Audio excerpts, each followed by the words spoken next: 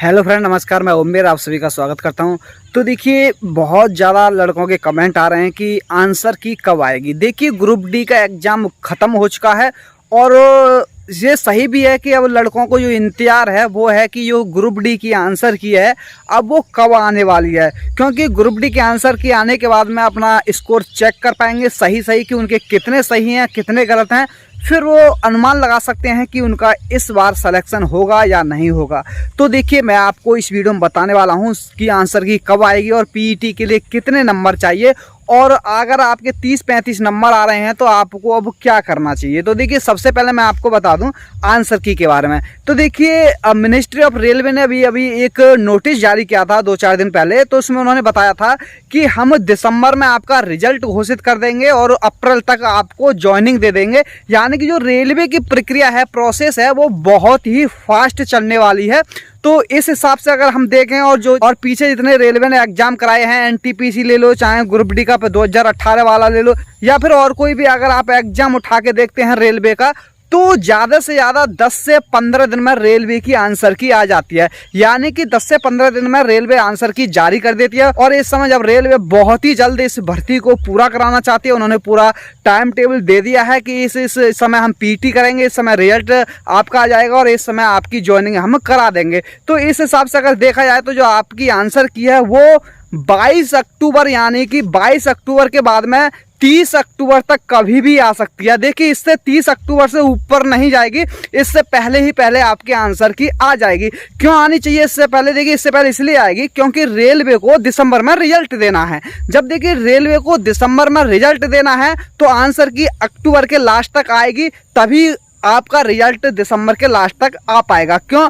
देखिए, अब इसमें एक और बात है। देखिए, जब पहली बार आंसर की आएगी तो उसमें कुछ ऑब्जेक्शन भी लगाए जाते हैं, रेज लगाए जाते हैं। यानी कि कोई क्वेश्चन गलत होता है या तो उस पर रेज लगाए जाते हैं, तो उसमें भी 10 से 12 दिन खराब हो जाते हैं और वो दूसरी आंसर की आती है, रिवाइज आंसर की आती है, तो उसमें भी ये समझिए कि 15 दिन का समय निकल जाता है। तो 15 नवंबर तक तो आपका आंसर की में ही निकल जाएगा। उसके बाद में रिजल्ट भी तैयार करना होता है।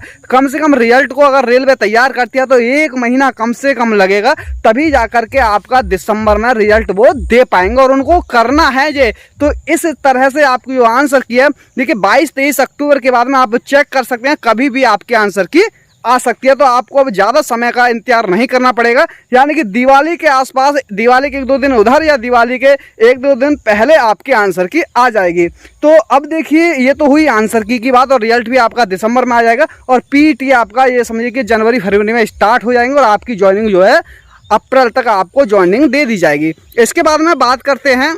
अब देखिए, आंसर की आने के बाद में अब मैं आपको बता दूं जो अनुमान लग रहा है, जो सारे फेस अब ख़त्म हो चुके हैं, तो जो आपकी जो कट ऑफ जा सकती है पीटी के लिए वो क्या जा सकती है। तो देखिए, मैं आपको बता दूं, देखिए मैं मीडियम बताऊंगा। अगर हाई जोन से हैं आप तो 1-2 नंबर ऊपर कर सकते हैं। अगर आप लो जोन से हैं, जैसे चेन्नई जोन से, तो 1-2 नंबर आप नीचे कर सकते हैं। अगर आप जनरल से हैं और जनरल से आपके 55 नंबर किसी भी जोन से आए हैं, तो आप पीटी की तैयारी कीजिए, आपका पीटी में सिलेक्शन हो जाएगा, 100% हो जाएगा 55 पर। और ओबीसी से 50 पर आपका किसी भी जोन से पीटी के लिए आप क्वालिफाई कर जाएंगे। और एससी एसटी वाले अगर 45 नंबर लाते हैं, ईडब्ल्यूएस वाले भी 50, और एससी एसटी वाले अगर 45 लाते हैं तो उनका भी सिलेक्शन हो जाएगा पीईटी के लिए। देखिए, जो फाइनल कट ऑफ लगती है उसमें 5-6 नंबर का डिफरेंस रहता है। यानी कि 5-6 नंबर फाइनल के लिए और चाहिए आपको। अगर इससे 5-6 नंबर और आते हैं तो फिर आपका फाइनली सिलेक्शन हो जाएगा। तो इतने नंबर वालों का पीटी के लिए हो जाएगा। और देखिए, गर्ल्स की रहती है कि क्या गर्ल्स की कट ऑफ अलग रखती है, तो गर्ल्स की कट ऑफ अलग नहीं रहती है, कट ऑफ यही रहती है। ये नहीं होता है कि लड़कों की अलग लगेगी, लड़कियों की अलग लगेगी, एक ही कट ऑफ आपकी लगती है। तो इतने नंबर पर आपका हो जाएगा। और पीडब्ल्यूडी वाले होते हैं या भूतपूर्व सैनिक जो होते हैं, उनका 30 से 32 नंबर पर ही सिलेक्शन हो जाता है।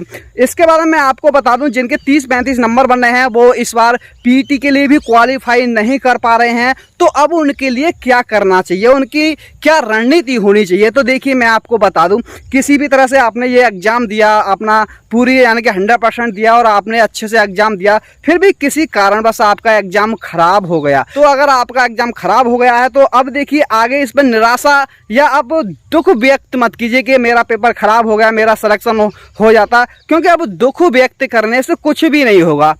क्योंकि अब जो एग्जाम हो गया, अब ऐसा तो नहीं होगा कि आपने दुख व्यक्त किया, रेलवे द्वारा उसको आपसे कहेगी कि आप दोबारा एग्जाम दे दीजिए, तो अब दोबारा नहीं होगा।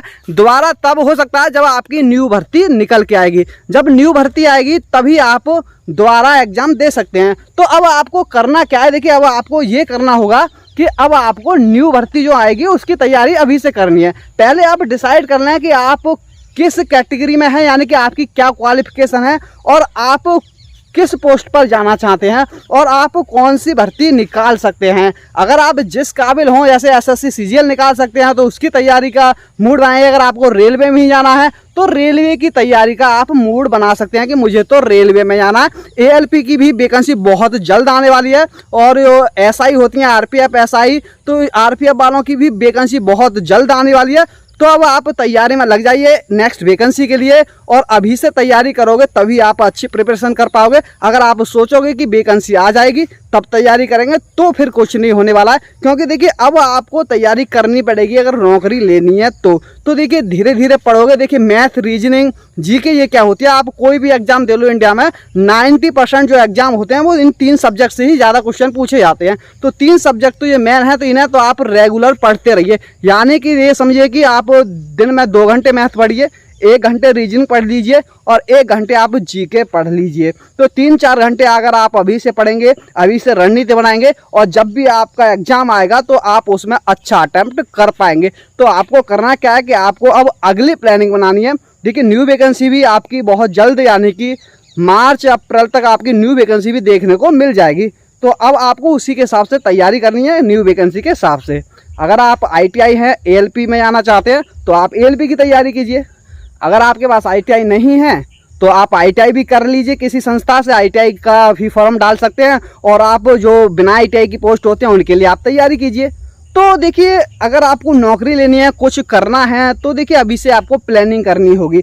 ये नहीं है कि अगर आप वैकेंसी आएगी तब प्लानिंग करेंगे, तब मूड बनाएंगे। तो देखिए 1 आध महीना तो आपका फिर मूड बनाने में ही निकल जाएगा और फिर आपकी तैयारी भी अच्छी नहीं हो पाएगी। तो देखिए बस अपना एक टारगेट सेट कर लीजिए कि मुझे एक सरकारी नौकरी लेनी है, चाहे किसी भी फील्ड में मिले, किसी भी क्षेत्र में मिले, यानी कि कोई सी भी नौकरी हो, मुझे केवल और केवल सरकारी नौकरी ही चाहिए। इसके लिए मुझे चाहे रात दिन तपना पड़े। तो आप अगर ऐसा निर्णय लेते हैं अपने आप से, अगर आप कसम खाते हैं कि मुझे ये करना है, ये नहीं है कि आप पूरे दिन अभी से कहेंगे मैं नहीं, मुझे अब से 15 घंटे 12 घंटे पढ़ना है। आप बस 2-4 घंटे रेगुलर पढ़िए। यानी जब होता क्या, अगर आप रेगुलर पढ़ते हैं तो आपकी आदत सी बन जाती है, आपकी पढ़ने की आदत बन जाएगी। तो फिर आप अच्छे से कोई भी एग्जाम आएगा तो उसको आप अच्छे से क्वालिफाई कर सकते हैं, आपकी तैयारी अच्छी हो जाएगी। तो जब देखिए जब फॉर्म निकलेंगे, जब सब तैयारी करेंगे, तब आपका रिवीजन का समय होगा और जब आपका रिवीजन का समय होगा